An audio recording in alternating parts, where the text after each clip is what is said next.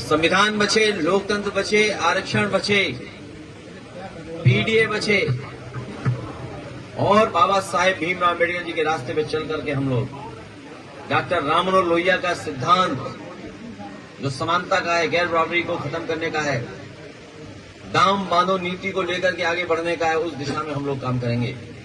और नेताजी ने जो रास्ता दिखाया है विकास का और संघर्ष का, उसको लेकर के भविष्य में समाजवादी सरकार बनने जा रही है। इसीलिए भाजपाई लोग घबराए हुए हैं, इतने घबराए हुए हैं कि अब उनके मुंह से विकास के अलावा विनाश ही निकल रहा है। विकास कम गिना पा रहे हैं। अच्छा, विकास गिनाने निकलते हैं तो गलती से समाजवादियों का ही विकास बता देते हैं। तो इसलिए विकास उनके एजेंडे में नहीं है, नौकरी उनके एजेंडे में नहीं है, उनके एजेंडे में रोजगार नहीं है, किसान कभी इनके एजेंडे में नहीं रहा। और किसान अगर इनके एजेंडे में होता तो हमारा आलू पैदा करने वाला किसान और कोल्ड स्टोर चलाने वाले कारोबारी लोगों को नुकसान नहीं होता, उनको लाभ पहुंचता। आलू को खरीदने का वादा किया था, 1 किलो भी आलू नहीं खरीदा उन्होंने। मंडी को चौपट कर दिया और किसानों के लिए एक्सीलेंस सेंटर बनाए गए थे जहां उन्हें बीज और अन्य चीजें उपलब्ध हो रही थी। नए जमाने की सब्जियां, नए जमाने की टेक्नोलॉजी के साथ उन्हें लाभ पहुंचता, उसको भी इन्होंने बर्बाद कर दिया। देश का सबसे मॉडर्न काउ मिल्क प्लांट लगा, वो भी बंद कर दिया। कार्डियोलॉजी डिपार्टमेंट का पता नहीं क्या हो रहा है, कैंसर इंस्टीट्यूट के साथ साथ यहाँ कैंसर का इलाज होता, वो पता ही नहीं क्या हो रहा उसका। पैरामेडिकल बर्बाद कर दिया। इन बर्बाद करने वालों को समाजवादी पार्टी के लोग मिलकर के वोट से हराने का काम आने वाले समय में करेंगे। और बर्बाद करते करते इन्होंने आगरा लखनऊ एक्सप्रेस वे भी बर्बाद कर दिया, उसका भी मेंटेनेंस नहीं कर रहे हैं लोग। इसलिए हम अपने कन्नौज के सभी भाई बहनों को सावधान करने हैं कि बीजेपी के साजिश षड्यंत्र में न उलझें। समाजवादियों के विकास के रास्ते पे चल करके हम लोग कन्नौज को और ऊंचाई तक पहुंचाने का काम करेंगे। आज बीजेपी अपने सामने क्या बना रही है? वो दल है जिन्होंने कभी भारत का झंडा नहीं अपनाया। उनकी मदर पार्टी, उनके संगी साथी अनरजिस्टर्ड अंडरग्राउंड लोगों ने कभी भारत का झंडा स्वीकार नहीं किया था। पहली बार जब भारतीय जनता पार्टी का गठन हुआ उस समय जयप्रकाश जी को अपने मंच में स्थान दिया था। कभी भी इन्होंने समाजवादी सिद्धांत को अपनाया नहीं। ये गैर बराबरी हर स्तर पर चाहते हैं लोग अनपढ़ रहें, पढ़े लिखे न हो, रूढ़िवादी रहें, प्रोग्रेसिव न हो, नकारात्मक इनकी सोच रही है। और जब ये सपा बसपा से चुनाव हार गए उसके बाद बाबा साहब भीमराव अम्बेडकर जी को याद करने लगे। तो ना ये समाजवादी हैं, ना ही संविधान को मानने वाले लोग हैं ये, और ना ही देश हित में फैसले लेते हैं। देश हित में फैसले लेते तो दुनिया में हमारे तमाम देश मित्र होते। आज सभी देशों को इन्होंने दूर कर दिया है भारत से। भारत की अपनी पहचान थी कि भारत के मित्र ज्यादा थे, आज भारत का कोई मित्र नहीं बचा। और जिस तरह से कारोबार हो रहा है, अपनी शर्तों पे नहीं दूसरों की शर्त पे कारोबार कर रहे हैं, हमारी अर्थव्यवस्था को भी चौपट कर रहे हैं। और एक कदम और आगे चले गए, अमेरिका से ये आलू मंगाएंगे, चिप्स मंगाएंगे, पीने का पानी मंगाएंगे, बीज मंगाएंगे, कीटनाशक दवाइयां मंगाएंगे, आपके फल सब्जी मंगाएंगे, ड्राई फ्रूट मंगाएंगे और घास भी मंगाएंगे, जानवर का चारा, मुर्गी का दाना भी मंगाएंगे ये लोग। बाद में दूध दही भी मंगाने लगेंगे। तो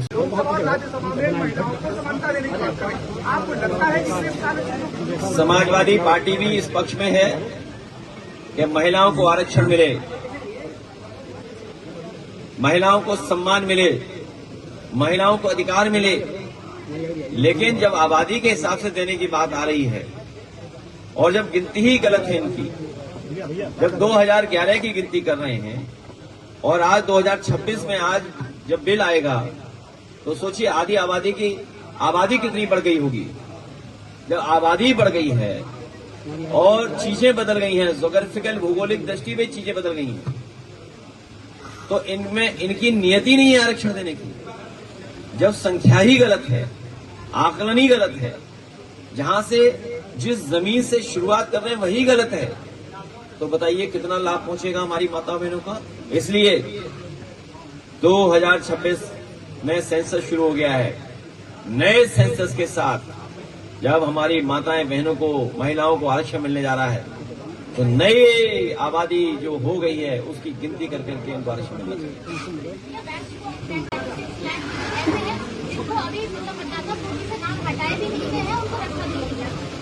ये भारतीय जनता पार्टी जब जनता से हार जाती है तब इलेक्शन कमीशन से मिलकर के साजिश और षड्यंत्र करते हैं। इसीलिए एसआईआर नहीं था, एनआरसी था। एसआईआर कम, एनआरसी ज्यादा, वोट जोड़ने की एक्सरसाइज कम, वोट तोड़ने की एक्सरसाइज ज्यादा। इसलिए इनकी साजिश षड्यंत्र कामयाब नहीं होगी। बंगाल में फोर्स भी लगा दी, अधिकारी भी पोस्ट कर दिए, उसके बावजूद भी बंगाल की जनता आदरणीय ममता दीदी को जिता रही है ऐतिहासिक वोटिंग से। 5 में हारने जा रही है भारतीय जनता पार्टी। पंचायत चुनाव के टालने के लिए हो गया, पंचायत चुनाव हम लोगों को 2027 के चुनाव की तैयारी रखनी है और कन्नौज में 3 सीटें जीतनी हैं। सभी सीटें समाजवादी पार्टी जीत करके जा रही है यहां से। अभी तक प्रत्याश हमारे पुराने समाजवादी नेता बहुत ही शुरुआती दौर के, जिस समय समाजवादी पार्टी का या समाजवादी पार्टी से पहले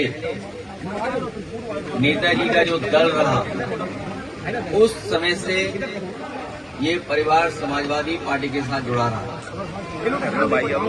और प्यार से इनको कल्लू भाई बोलते हैं। नाम तो इनका दूसरा है, लेकिन नाम हम सब जो इनका प्रिय और लोकप्रिय नाम कल्लू भाई से ही जानते हैं। आज उनके परिवार के लोगों ने एक नया काम शुरू किया, उसके लिए मैं उन्हें बधाई देता हूं, शुभकामनाएं देता हूं। जहां कारोबार बदल रहा है और कारोबार करने का तरीका बदल रहा है और एक ऐसे स्थान पर उन्होंने शोरूम बनाया है,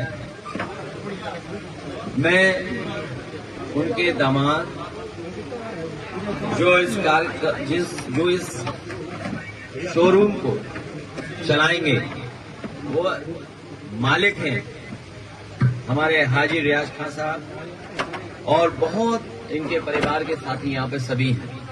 हमारी पार्टी के सभी साथी यहाँ पर हैं, संगठन के हमारे पदाधिकारी सभी नेता यहाँ पर हैं बाएं दाएं, और कुछ लोगों को और जगह भी मिलेगी बेसमेंट में।